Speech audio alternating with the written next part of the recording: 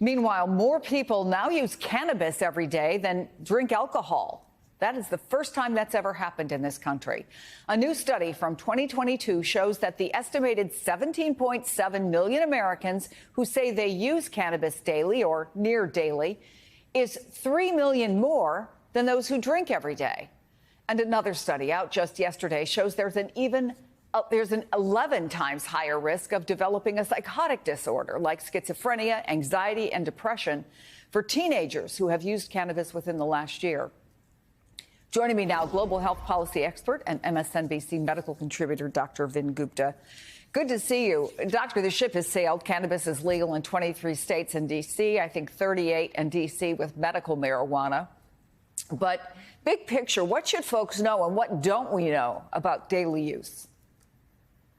Well, so Chris, thank you for highlighting this. Great to see you. You know, it's important to say up front, FDA scientists have looked at the data that exists on marijuana, recreational medical, said it's not as prone to abuse. And it might be, it shouldn't be as tightly controlled as other substances that are Schedule I, things like heroin. I think we can all agree that if this is being used every single day, more so than alcohol, which we don't control as tightly as marijuana, that we need to loosen it. Hence the Biden administration moving it to Schedule III, which is critical because it allows federal money, Chris, to actually be now utilized to do gold standard studies on the risks and potential benefits of marijuana in the human body. We know health benefits are potentially numerous. Again, no gold standard study has been used to look at these benefits, but maybe to alleviate pain, fibromyalgia, insomnia, chemo-related impacts. But as you pointed out, there's serious potential concerns here, especially amongst youth, that it could be impacting youth brain development, and that's the big concern. Yeah, what about this use among kids? And should we be worried that this could mean problems for teenagers in their development? Potentially. And so that is one of the concerns here. You know, most places, you had mentioned the states, over 20, where we have recreational marijuana use. What we're seeing is it's usually 21 and older. These studies have shown association, not causation. Important to point that out. That's why we need gold standard studies. Hopefully that's going to happen soon.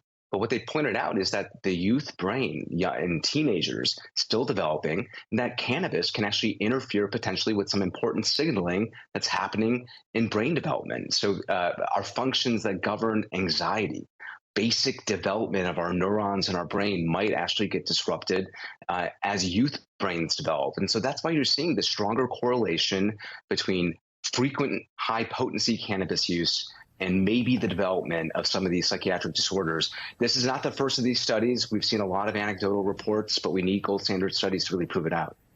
There was one study I found, Vin, from back in February. It showed people who smoke cannabis daily have a 25% increased risk of having a heart attack, a 42% increase of having a stroke.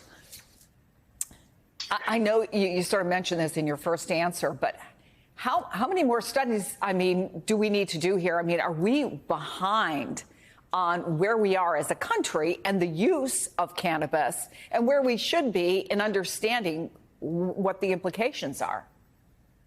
1000%, Chris. To give you a sense, we've been studying the impacts of alcohol, red wine on the human body for the last 50 years plus. Gone back and forth on potential benefits and risks. We've been studying it. Now we have some clarity, potentially. We haven't done that with marijuana in any rigorous way because we haven't had the resources to do it. When the government says it's Schedule I, what does that mean? That means NIH dollars cannot be utilized to study the risks and benefits of medical marijuana, recreational marijuana on the human body. It's been a big lapse. So this movement towards Schedule III, yes, it means decriminalization, all the important things for social justice, for individual justice.